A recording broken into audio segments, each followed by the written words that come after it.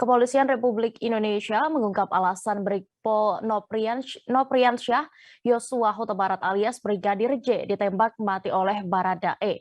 Kejadian itu diketahui terjadi di kediaman Kepala Divisi Humas Polri Irjen Verdi Sambo di Duren 3, Jakarta Selatan pada Jumat 8 Juli lalu. Dan untuk informasi lebih lengkapnya kami sudah terhubung dengan rekan Abdi Rianda Sakti, reporter Tribun News. Silakan dengan laporan Anda. Ya baik rekan Dea, terima kasih. Benar sekali, seorang anggota polisi yang merupakan supir istri dari Kadif Propam Polri bernama Brigadir Nopriansyah Yosua Huta Barat alias Brigadir J tewas di rumahnya di rumah Kadif Propam Polri Irjen Pol Verdi Sambo yang beralamatkan di Komplek Polri Duren 3, Jakarta Selatan pada hari Jumat 12 Juli 2022 lalu. Brigadir J tewas setelah terlibat baku tembak dengan ajudan Irjen Verdi Sambo berinisial Baradae dengan luka tembakan. Insiden itu terjadi saat Brigadir J tiba-tiba masuk ke kamar pribadi istri Kadif Propam Polri dan melakukan pelecehan hingga penodongan senjata api. Saat itu Ibu Kadif Propam yang sedang tertidur kaget dan langsung berteriak minta tolong. Bersamaan dengan itu Baradae yang berada di rumah tersebut langsung bergegas dari lantai 2 rumah untuk mengecek kejadian tersebut. Di sana Baradae bertanya kepada Brigadir J, namun Brigadir J malah tidak menjawab dan menembakkan 7 tembakan ke arah Baradae yang berada di lantai 2 rumah. Tembakan itu dibalas oleh Baradae dengan 5 tembakan hingga membuat Brigadir J tewas. Dalam hal ini motif Baradae membalas tembakan itu karena untuk membela diri. Polisi juga telah membantah adanya luka sayatan di tubuh Brigadir J akibat senjata tajam seperti yang ditudingkan oleh pihak keluarga. Luka itu menurut polisi karena gesekan proyektil peluru. Namun polisi mendapat kendala karena CCTV di tempat kejadian tidak ada sama sekali yang merekam detik-detik pelecehan maupun baku tembak yang terjadi saat itu.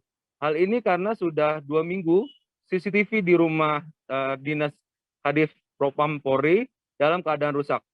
Saat ini status Baradae sendiri masih sebagai saksi karena polisi belum menemukan bukti yang kuat untuk menjerat yang bersangkutan sebagai tersangka. Hingga kini polisi masih terus melakukan penyidikan soal kasus baku tembak tersebut. Demikian Dea, kembali ke studio.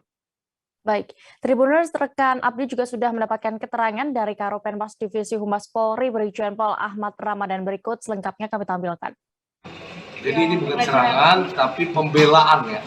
Jadi Barada itu melakukan pembelaan ya, ketika mendapat ancaman ya dari Brigadir J dengan tembakan. Jadi bukan menodong, tapi sudah melakukan penembakan terhadap Baradae.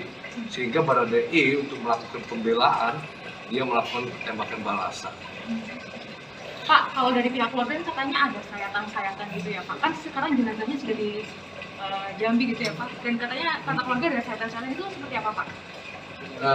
Kita belum lihat, tetapi penjelasan dari penyidik bahwa yang dibilang sayatan itu adalah karena gesekan proyektil yang ditembakkan oleh Baradae ke J.